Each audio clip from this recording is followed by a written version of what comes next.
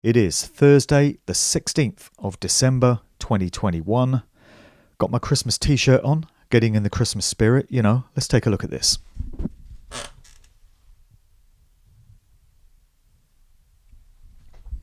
Satan Klaus, Holocausts Are Coming. It's about as Christmassy as I get.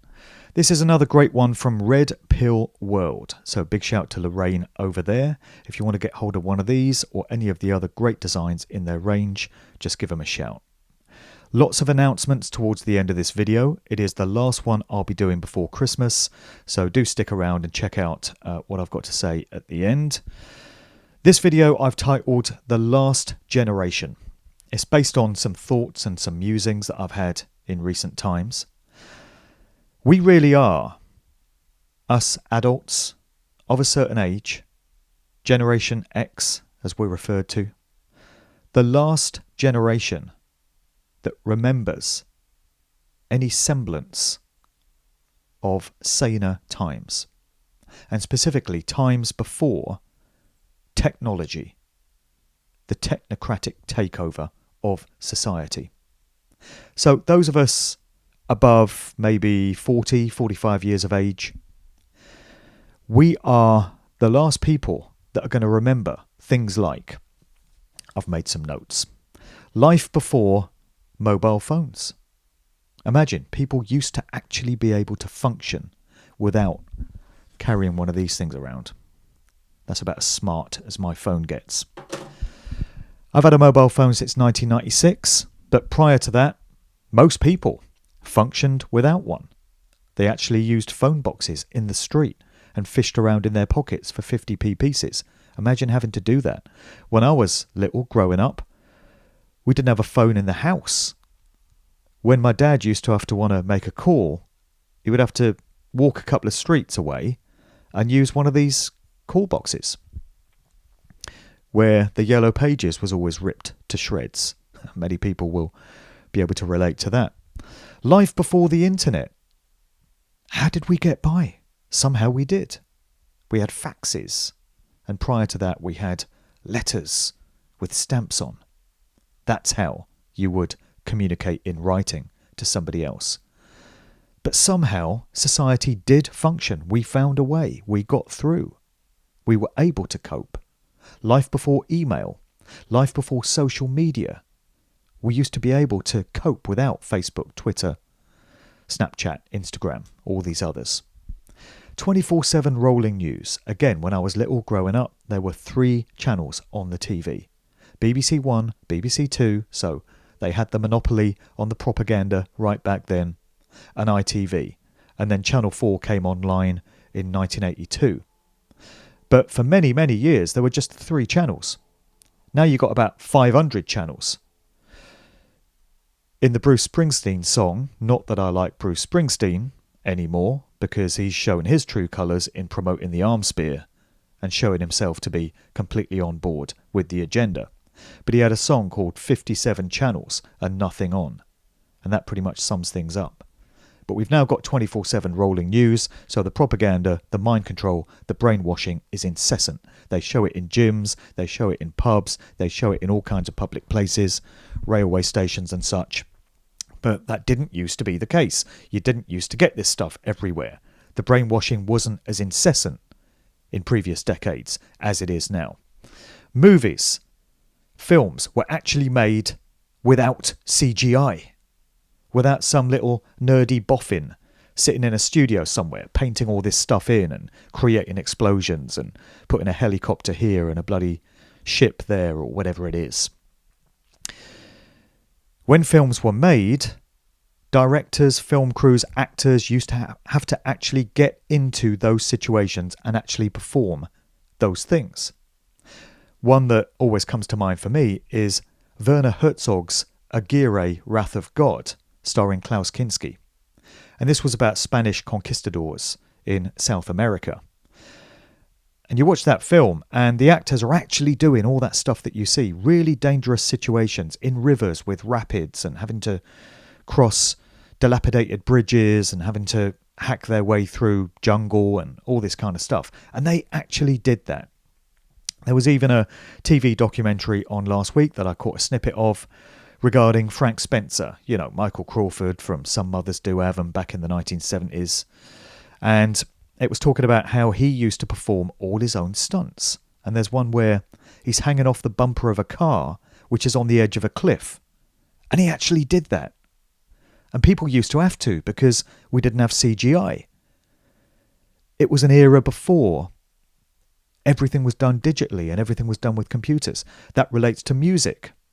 I've actually just been gifted a bunch of vinyl. Many thanks to Jackie for giving me a whole load of albums and 12-inch singles. That's just one small batch of them. There's lots of reggae stuff in there. There's lots of prog rock stuff from the 70s and synth pop and all kinds of stuff.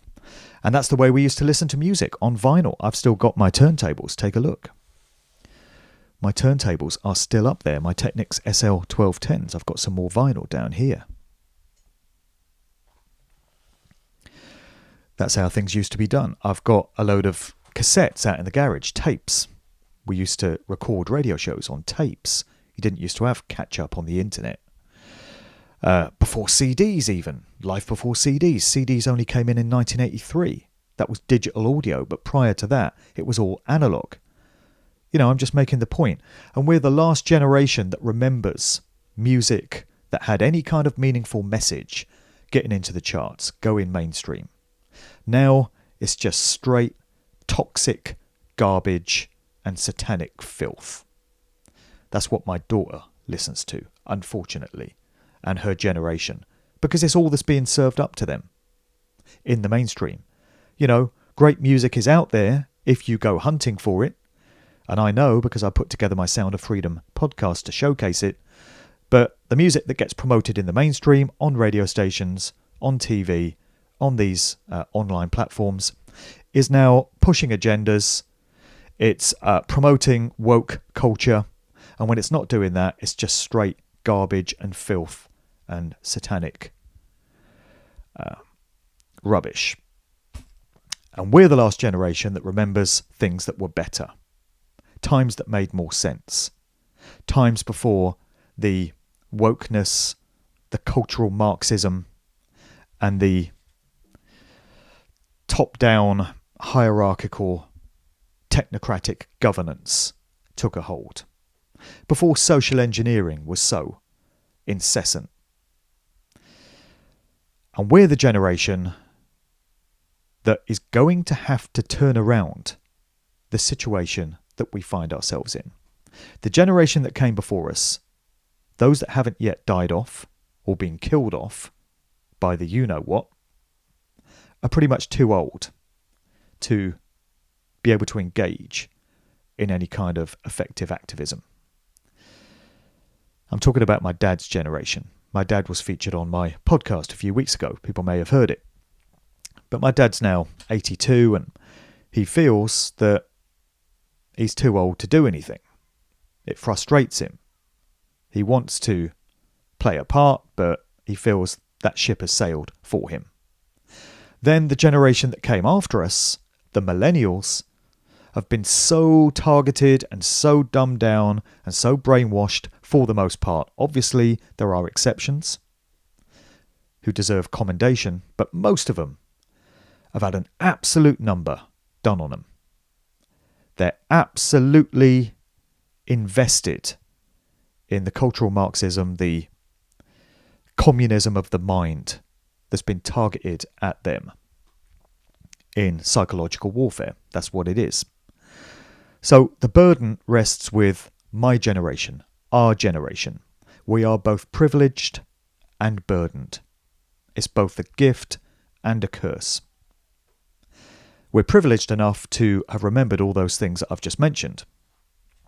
We're also privileged enough, if you approach it from this perspective, to have the opportunity to shape the future of humanity in our own image, in our own vision, to turn this situation around and have a new experienced reality.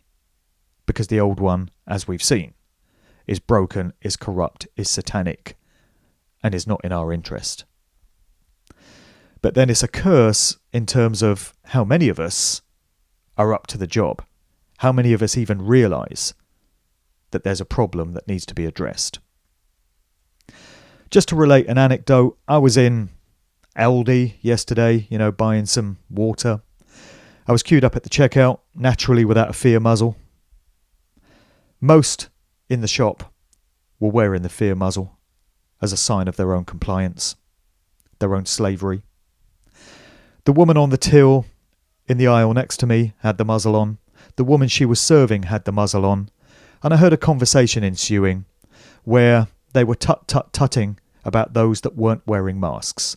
The conversation was aimed at me. They were hoping that I would hear, and I did. And they were saying, people are flouting the rules, and these people come in without masks. And the woman on the till was saying, we can't say anything. We're not allowed to say anything. No, you're not. Equalities Act 2010. Not to mention personal freedom of choice. And the other woman was saying, you've seen what's happening in Austria. That's coming here soon, and that would be a good thing, because they won't be able to get away with it then. Complete slavery, tyranny, and removal of personal God-given rights is a good thing that we should welcome, according to some of these fucking slave-minded idiot morons. The moronic variant was invented in name for these types. And that's what we're up against. Those are members of my generation, and that's the mindset they're in. And we've been the target of psychological warfare, as I say. This is World War III. We know this. It's been remarked upon by many broadcasters and researchers and commenters on this situation. It's very different to World War I and World War II, though, because in those situations, at least the populace that was in the crosshairs of the invaders knew they were at war, because war had been officially declared. There was no doubt about it. You knew that you had an invading force that wanted to take over your country, and you were then able to organise and take defensive action and form some kind of resistance, like La Résistance in France in World War II. In those wars, people were not under the level of psychological pressure that those of us who are awake to this one are. Of course, people in those wars were under different kinds of pressures and different kinds of threats to their personal safety. Clearly. Bombs were going off, bullets were being fired, artillery was being deployed. We haven't had any of that in this one, though. What we've had instead is a war on the mind, a war of perception. In World War III, you haven't had generals and admirals and field marshals and colonels sitting around maps, planning strategies. You haven't had bullets and bombs and missiles being manufactured in their millions. What you've had instead is psychologists, behavioural scientists, anthropologists, sitting around the table, working out how best to manipulate the psyche of the general public, how to entrain the masses in thinking a certain way, in behaving a certain way, and in all instances, ways which do not serve their best interests, which are counterproductive, which actually bring harm, damage and loss upon them and their families. Imagine being able to do that and being able to get away with it.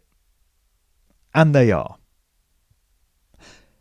Imagine being okay with sitting around a table and plotting this stuff, taking away the freedoms of people that have done nothing to you, have posed you no harm, and whose names you don't even know, in the millions.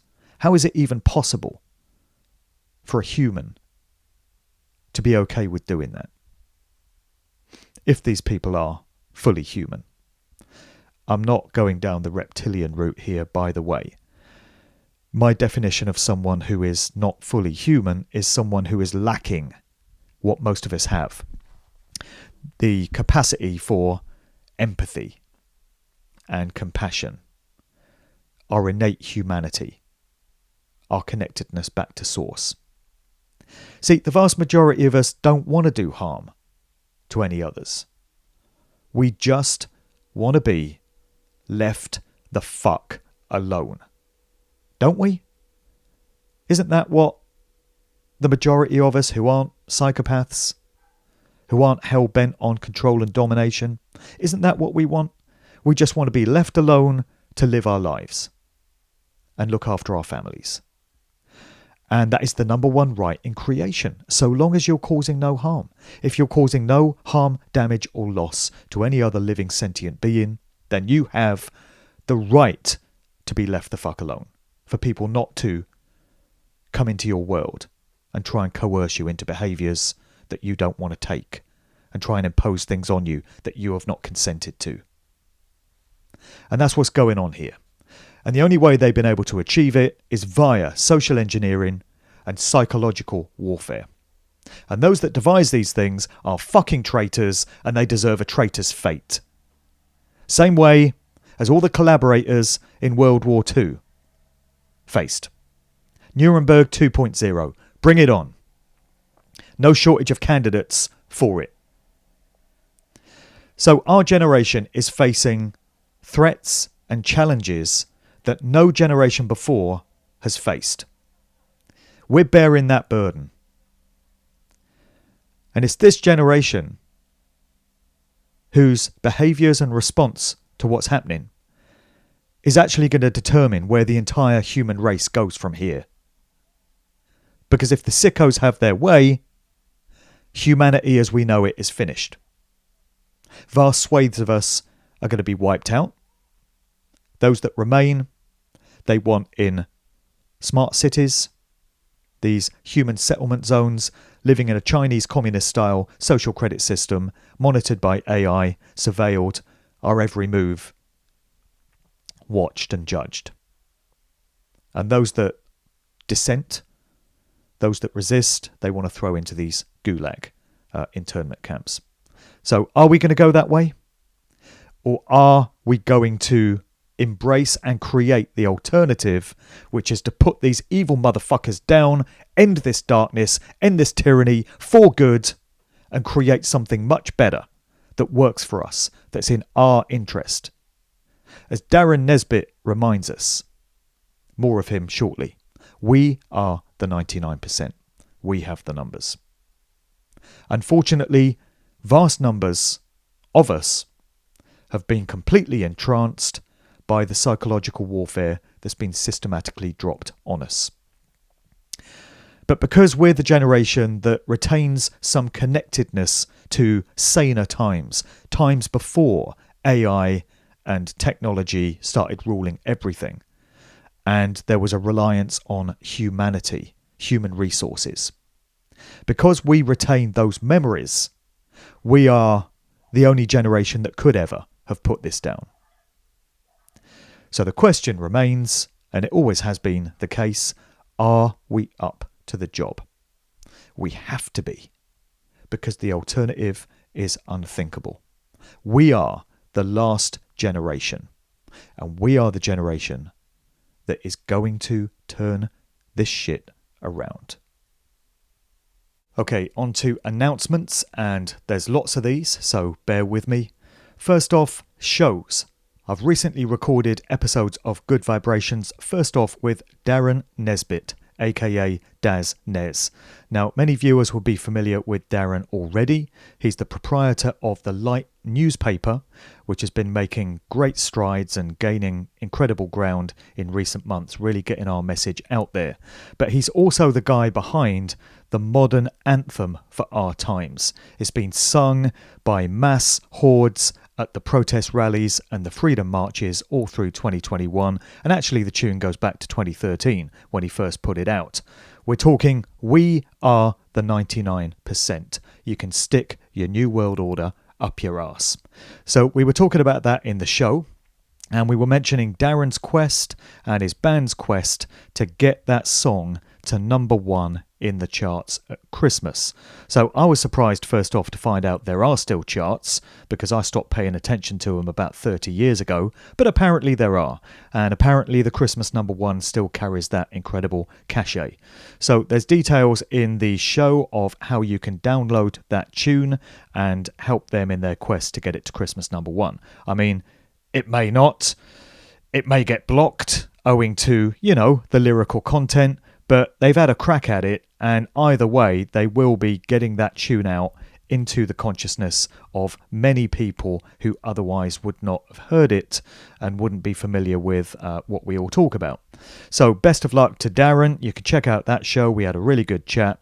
Also, I did an episode with Sook, who is training the Peace Constables as part of the Guardians 300 initiative. This is getting armies of constables to stand in common law power and assert their own personal sovereignty, but also to represent the freedom and the natural sovereignty of others.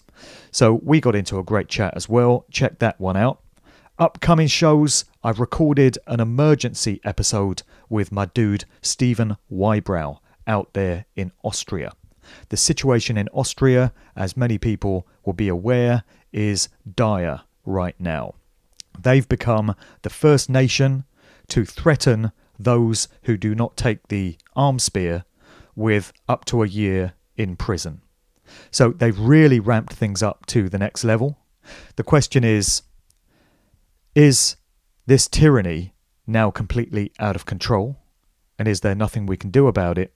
Or does this signal a control system getting absolutely desperate to put the last pieces of their New World Order master plan in place? And what can we do realistically, measurably, verifiably to oppose this? Well, Stephen has got some ideas, and he's of the view that this represents humanity's best chance. He says the people are taking back Austria.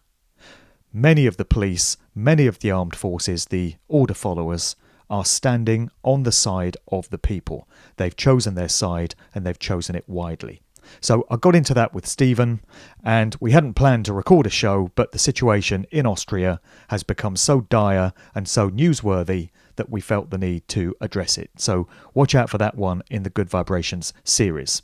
In terms of shows, of course, the Sound of Now happens every weekend. That's my 2-hour showcase of soulful, uplifting house music. I've got a show coming out on Christmas Day, that being a Saturday this year. I've got DJ Andy Spencer dropping a Christmas house mix. So this is the soulful, uplifting music that's good for the soul, but it's just got Christmas-themed lyrics. That will be coming out on Christmas Day. I'll also be doing a show for New Year's Eve titled Studio 105, and I've done this for the past few years. This is a 4-hour showcase of disco and funk classics from the 70s. And for this particular episode, I'm going to be titling it The Spirit of 76, going back 45 years to the music of 1976, which in my view was disco's golden era.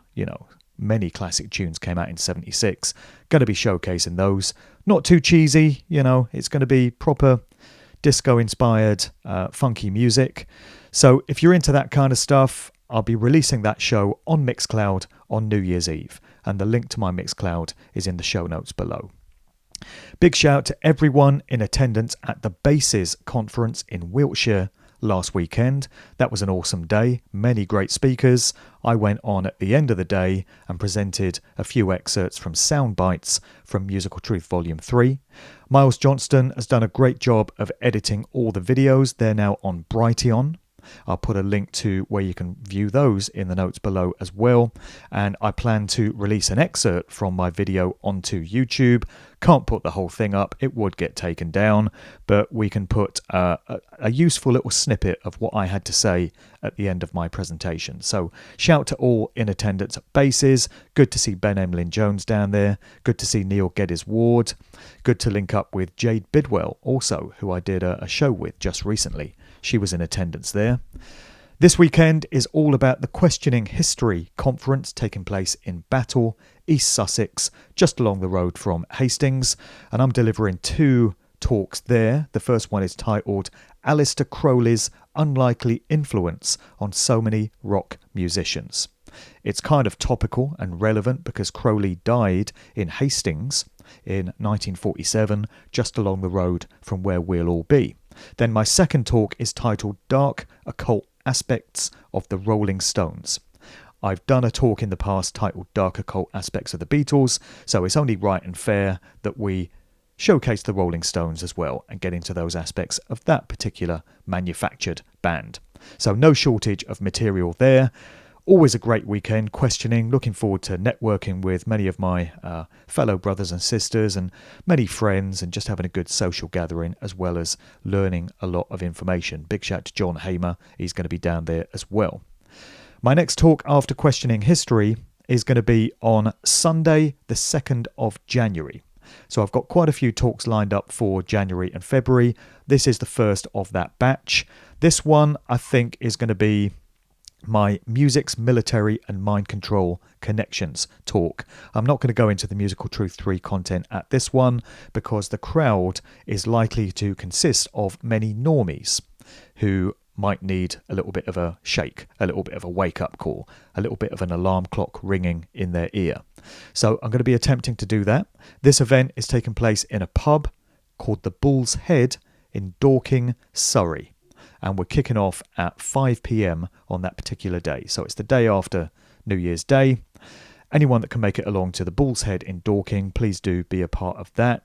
Then, as I say, my Musical Truth 3 talks will continue through January into February and beyond, for as long as we're able to do these things. This coming Monday, the 20th, I'm looking forward to attending an art exhibition put together by Kerry Murray. So Kerry has spent the last few months photographing various truth activists who have been very prominent in the pushback, the resistance against what's been facing us all.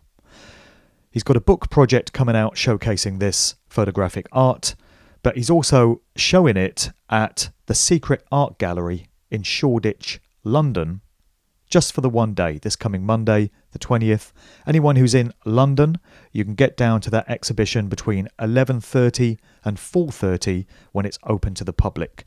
Then there's a private event from 5:30 onwards where many of us who are featured in the photographs are going to get together.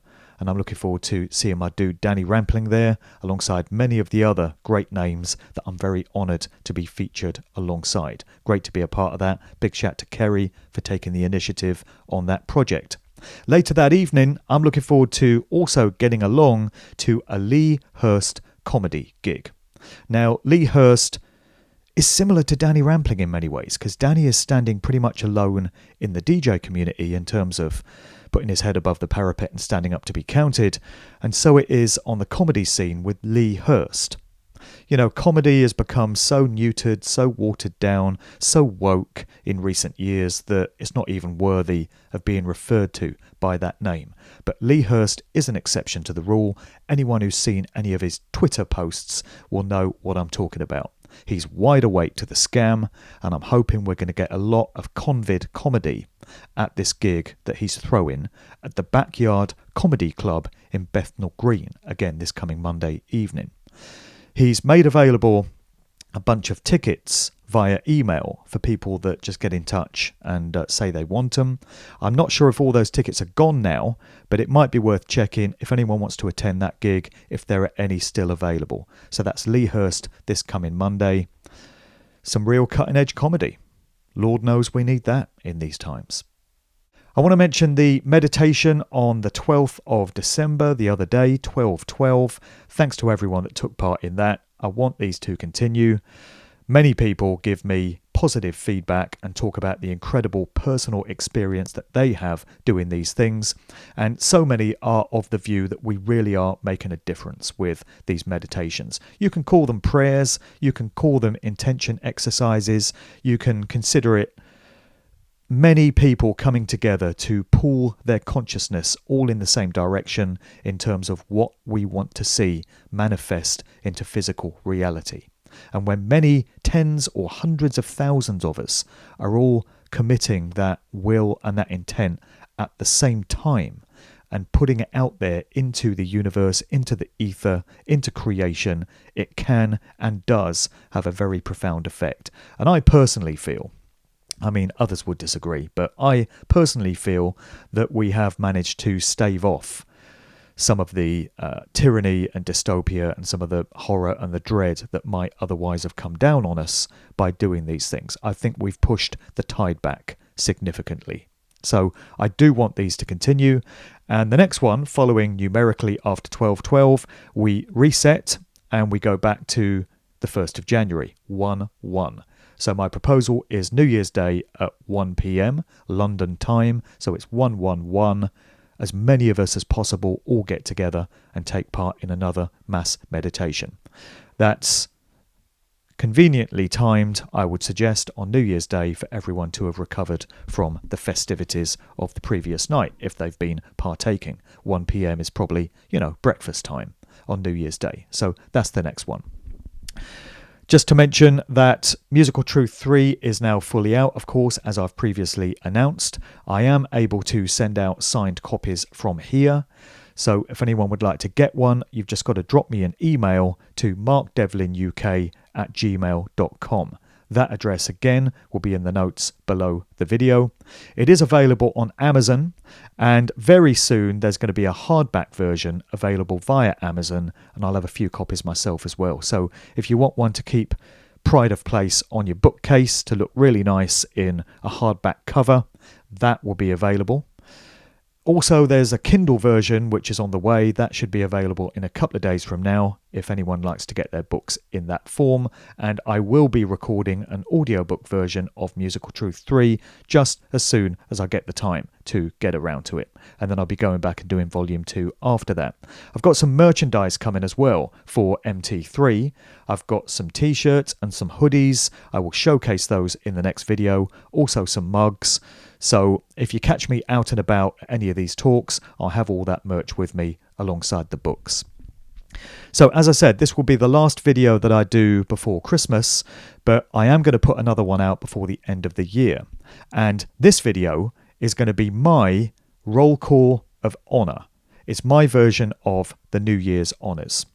And I'm going to be shouting out all the people and all the organisations that have inspired me and impressed me in the months that we've been in this war.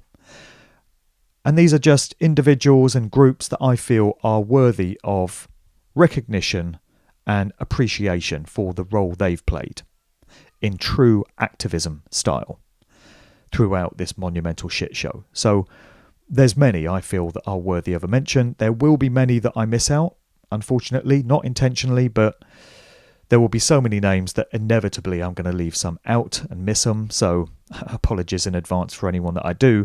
But it's going to be a roll call of honour. And I feel that's a good note to end 2021 on.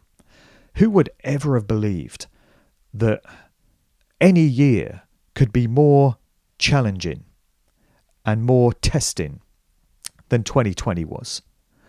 But 2021 has certainly fulfilled that role. It's a year none of us will ever forget. I certainly won't. We've been through experiences that we never would have consciously chosen, at least not in this form. Our lower selves, our higher selves may have chosen this. Must have done, I guess. Otherwise we wouldn't be going through it.